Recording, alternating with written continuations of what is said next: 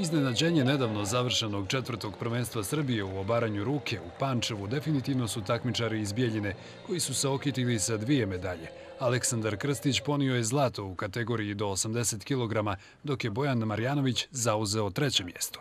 Prvo je bilo opcija da smršam, pošto sam bio teži i da upadnem u tu lakšu kategoriju.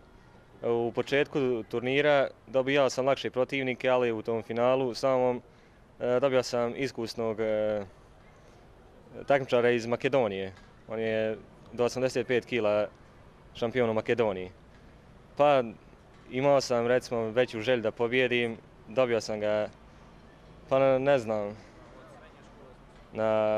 na mladost. Mi smo došli tamo kao outsideri, kolega Aleksandar je svoje zlato, ja sam dobio bronzu, bila je veoma teška kategorija i prezadovoljni smo našim uspjesima.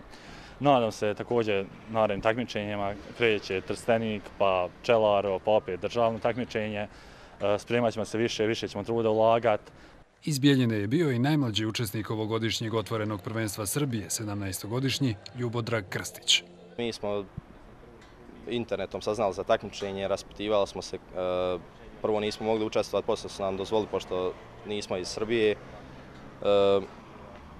Bila je oštra konkurencija, bili su i ovakvi takmičari ogromni, bio je čak gost iz Švedske Damir Krunić, prvak Skandinavije. Ljubav prema ovom sportu, kažu, počela je u srednjoškolskim danima kada su u školskim klupama za vrijeme odmora odmjeravali snage.